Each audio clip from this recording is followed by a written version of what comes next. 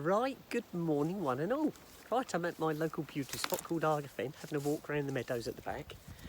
This is the same spot where I was a few weeks ago when I was telling you about one thing and another, and how it all happened, how I got to the stage I am now. But there was something I said which was to do with the gender clinic. Going to my doctor, and I said that's a whole different story and I'd do another video on that. Well, I think today's the day that I ought to do that. Right, so we go back to the start again, back to April, when I came out, when this all hit the fan, if you like. I went and saw my GP, explained to my GP what was going on and what I wanted to do, and he told me about this GIC clinic, which is a gender clinic. And I said I'd like to go private, and he said, well, if I send this to you, he sent it to me on my phone. He said there's a form on there to fill out, so I did what he said, filled out the form with the help of my elder sister, and then we sent that back to the GP, and then the GP had to fill out his section of it and then forward it on to this GIC clinic. Okay, all sounded pretty straightforward. So me and my elder sister did the first part, sent it off to my GP, then I heard nothing, and it went on for ages. I just didn't hear anything. So then I got back in contact with my GP to see what was going on, and he said that they'd definitely sent the paperwork off. He told me the date they'd sent it off. So I thought, okay, well, I'll give it a month from that date. That gives them plenty of time, and then I shall get in contact with them. So I waited until that time, and then I sent an email to the GIC clinic asking them what was going on, as I'd heard nothing. It was probably another 2 weeks after that before I even got a reply from the GIC clinic, and they told me that they hadn't got me on their records. They knew nothing about me. So they told me that they'd give me a link, and if I could go and see my GP and get the information off my GP to then download it to them, and they'd do it their end. So I thought, okay, that sounds fair enough. Phoned up my GP and explained the situation.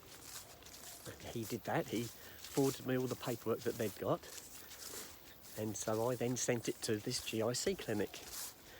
All sounds pretty straightforward, doesn't it, at the moment? Right, so here we go, another few weeks later. It was a few weeks later, got another reply from the GIC clinic. Unable to proceed at the moment because you've sent it in the incorrect format. It needs to be sent in a PDF file. Here we go again. So I went to see my older sister again to see if she could help me with this, because this is above my payroll. I'm not that good on computers. So my elder sister had to go for me. No, we couldn't get it sorted. Could not work this out. My sister's better than I am on computers, but no, we failed. So she said, you'll have to get back in contact with your GP. And I thought long and hard about this. I also did a bit more reading on the GIC clinic to see what happened once they do register you, and it's a long process. What happens is, come on, how'd you come? Dog's drinking out of the puddle, look. What happens is, once they accept your paperwork, they then send you a new patient pack, and in that new patient pack is another form to fill out, which you have to do within 4 weeks, and then send it back to them. If you don't do it within the 4 weeks, you have to reapply, go through the whole process again. So, and then, once they've actually accepted that, and you've filled this other form out and sent it off, you then have to wait for your first appointment. Now, the first appointments at the GIC clinic are, at the moment, 24 months. So you have to wait 24 months. That's 2 years you have to wait just for a first appointment. That's no good. Not at my age. I might be dead. So I get back in contact with my GP and I explained what was going on. And I said, is there any way that you can prescribe me some hormones to start me off? I said, because at the moment I'm on no hormones at all. I'm just as I am. And he said no, he wouldn't do it. So that's where I am at the moment. I've done a bit more research with the help of some friends as well, and they've given me some sites which I've gone on to, and they are private clinics, proper private clinics, nothing to do with the National Health or the GIC clinic. And that sounds like it's the way to go. The only problem is it's money, money, money. You have to pay for everything, which is fine.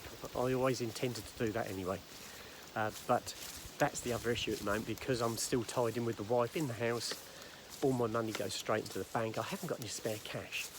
So until me and myself and my wife actually do the split and I move out, I won't have the cash. So that's what I'm waiting for. I'm still going to do it, but I'm going to go and do it once I've got some money, got myself a new property, because I'll obviously have to move out. Once I'm in my new property, I will then register with the clinic and get the ball rolling. But at the moment, nothing has changed. So I'm not saying how old I am, but I need to get the ball rolling, because I'll retire before I get myself anywhere near where I want to be. So that's where we are. So I thought I'd let you know how the system works or doesn't work in the UK.